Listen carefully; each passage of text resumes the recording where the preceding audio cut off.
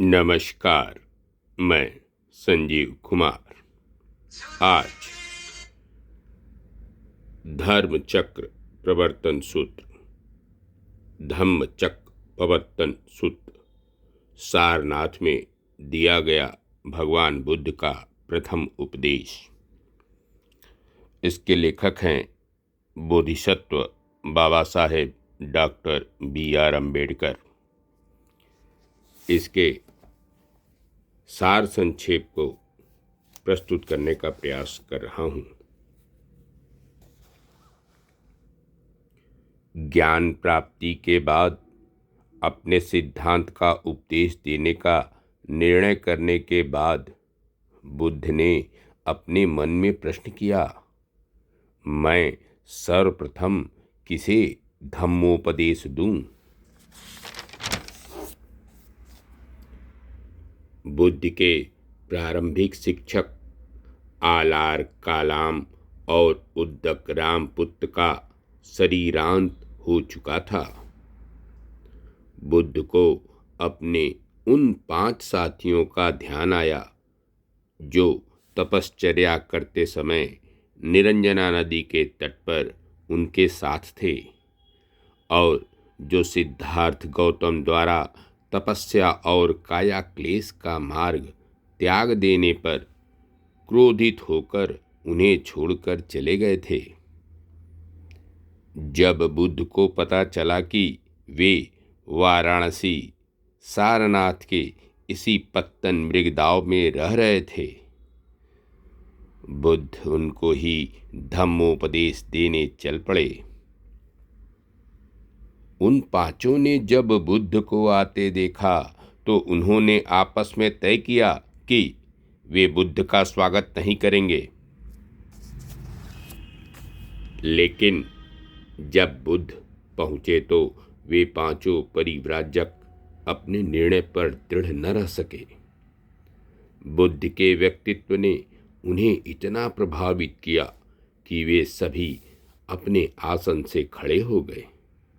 एक ने बुद्ध का पात्र लिया, एक ने चीवर संभाला, एक ने आसन बिछाया और एक अन्य पांव धोने के लिए पानी ले आया। परिव्राजकों ने बुद्ध से प्रश्न किया कि क्या अब भी तपश्चर्या तथा काया क्लेश में उनका विश्वास है? बुद्ध ने कहा, 2 अति की बातें थीं, एक काम भोग का जीवन और दूसरा काया क्लेश का जीवन। एक का कहना है कि मौज करो, कल तो मरना ही है। दूसरे का कहना है सभी वासनाओं को समूल नष्ट कर दो, क्योंकि वे पुनर्जन्म का कारण हैं।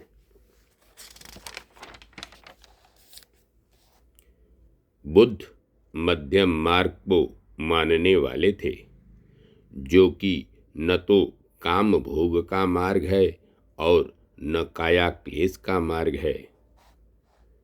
बुद्ध ने प्रश्न किया कि जब तक मन में भोगने की इच्छा है तब तक समस्त काया क्लेश क्या व्यर्थ नहीं है?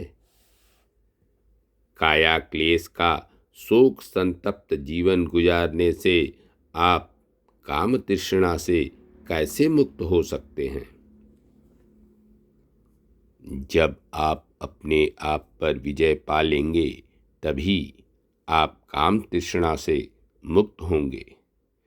तब आप में सांसारिक काम भोग की कामना न रहेगी और तब आपकी स्वाभाविक इच्छाएं आपको दूषित नहीं करेंगी। आपको अपनी शारीरिक आवश्यकताओं के अनुसार ही खाना पीना ग्रहण करना चाहिए। शरीर की स्वाभाविक आवश्यकताओं की पूर्ति करना बुराई नहीं है। शरीर को स्वस्थ बनाए रखना एक कर्तव्य है, अन्यथा आप अपने मनोबल को दृढ़ और स्वच्छ नहीं बना रख सकेंगे और प्रज्ञारूपी प्रदीप भी प्रज्वलित नहीं कर सकेंगे। संसार दुख से भरा है और धम्म का उद्देश्य मात्र यही है कि संसार के इस दुख को कैसे दूर किया जाए। इसके अतिरिक्त सधम्म और कुछ नहीं है। बुद्ध का प्रथम धम्मोपदेश क्रमशः पवित्रता का पथ अर्थात पंचशील। पवित्रता का पथ यह सिखाता है कि जो व्यक्ति अच्छा बनना चाहता है उसके लिए यह आवश्यक है कि वह जीवन के आदर्शों का कोई मापदंड स्वीकार करे। मेरे पवित्रता के पथ के अनुसार अच्छे जीवन आदर्श के 5 मान्य मापदंड हैं, पंचशील हैं। पहला, किसी व्यक्ति को हताहत न करना, चोरी न करना, व्यभिचार न करना, झूठ न बोलना और 5वां, नशीली वस्तुओं का सेवन व प्रमाद न करना। बुद्ध कहते हैं, संसार में हर जगह पतित लोग होते हैं, लेकिन पतित 2 तरह के होते हैं। एक पतित तो वे होते हैं जिनके जीवन का कोई मापदंड होता है, दूसरे जिनका कोई मापदंड ही नहीं होता। परिणाम स्वरूप वह हमेशा पतित ही रहता है।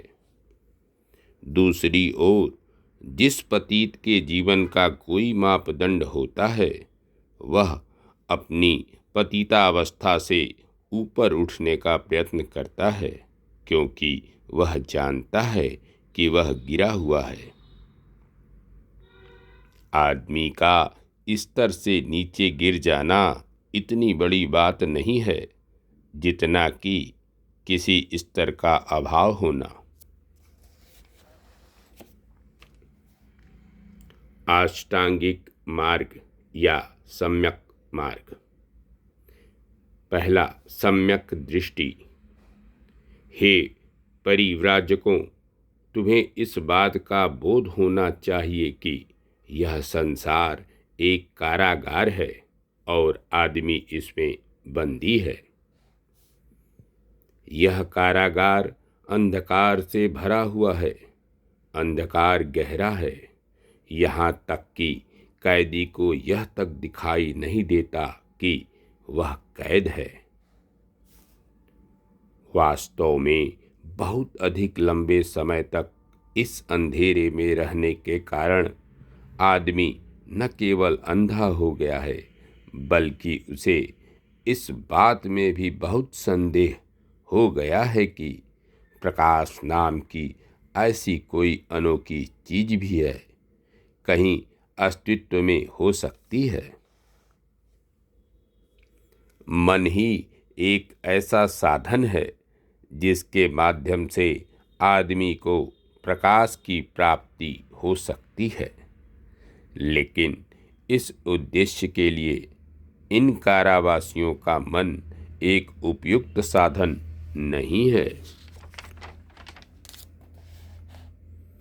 इनका मन थोड़ा सा प्रकाश ही आने देता है, जो बस केवल इतना ही पर्याप्त है जिससे देखने वाले यह देख सकें कि अंधकार नाम की भी कोई वस्तु है। परंतु निराश नहीं होना है, क्योंकि व्यक्ति में एक चीज है जिसे संकल्प शक्ति अर्थात मनोबल कहा जाता है।